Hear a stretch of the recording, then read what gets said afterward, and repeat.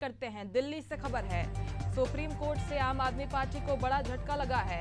LG स्वतंत्र रूप से फैसला ले सकते हैं, सुप्रीम कोर्ट का फैसला आ गया है। बिना कैबिनेट की सलाह के सीधे एल्डरमैन की नियुक्ति कर सकते हैं एलजी। सुप्रीम कोर्ट में सुनवाई हुई, फैसला आ गया है सुप्रीम कोर्ट का इस पूरे मामले में। ये भी कहा सुप्रीम कोर्ट ने कि दिल्ली नगर निगम में मतदान करने का भी अधिकार होगा। एलजी 10 लोगों को नामित कर सकते हैं। एल्डरमैन की नियुक्ति को लेकर लगातार चर्चा बनी हुई थी कि एलजी इनकी नियुक्ति एकाधिकार के रूप में कर सकते हैं कि नहीं। अब सुप्रीम कोर्ट ने आम आदमी पार्टी को बड़ा झटका दे दिया है। लेफ्टिनेंट गवर्नर स्वतंत्र रूप से फैसला ले सकते हैं, सुप्रीम कोर्ट ने आज ये फैसला सुना दिया है। ये भी कहा कि बिना कैबिनेट की सलाह के सीधे एल्डरमैन की नियुक्ति एलजी कर सकते हैं। इसके साथ ही एलजी के पास दिल्ली नगर निगम में मतदान करने का भी अधिकार होगा।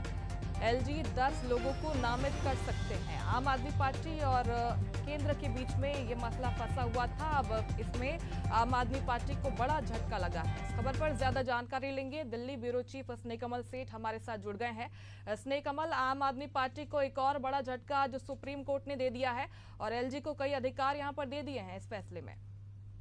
मुस्कान, निश्चित रूप से दिल्ली की मेयर शैली ओबराय ने जो है सुप्रीम कोर्ट में एक याचिका दाखिल की थी, जिसमें कहा था कि जो दिल्ली के जो उपराज्यपाल हैं बिना कैबिनेट की या दिल्ली के मंत्रिपरिषद की सलाह के 10 एल्डरमैन, मुस्कान, जिस तरह से दिल्ली के नगर निगम में 250 निर्वाचित पार्षद होते हैं, वहीं 10 मनोनीत पार्षद होते हैं जिन्हें एल्डरमैन कहते हैं। उनकी नियुक्ति उपराज्यपाल करते हैं। हालांकि प्रावधान अब तक यह था कि उपराज्यपाल दिल्ली कैबिनेट है उससे सलाह करके जो है नियुक्ति करते हैं। जो पिछली नियुक्तियां हुई थी, आम आदमी पार्टी का आरोप है कि बिना दिल्ली मंत्रिपरिषद के सलाह के किया गया। तो कुल मिलाकर ये आम आदमी पार्टी के लिए, मुस्कान, बहुत बड़ा झटका है।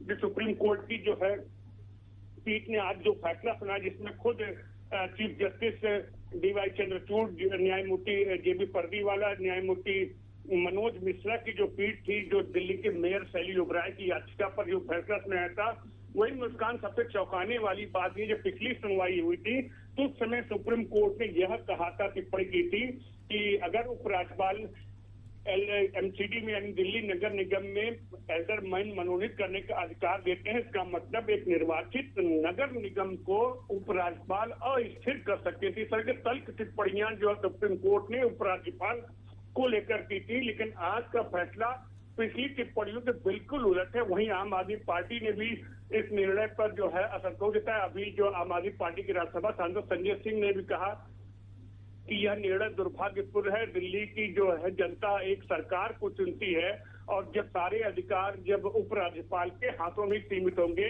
तो दिल्ली की चुनी हुई सरकार के हाथ में क्या है। अब मुस्कान, बिल्कुल निश्चित रूप से कह सकते हैं कि आम आदमी पार्टी के लिए बहुत बड़ा झटका, जिस तरह से सुप्रीम कोर्ट ने कहा कि दिल्ली के उपराज्यपाल के पास यह अधिकार होगा कि जो 10 एल्डरमैन यानी मनोनीत जो पार्षद होते हैं उनकी नियुक्ति का अधिकार उपराज्यपाल सीधे सीधे कर सकते हैं।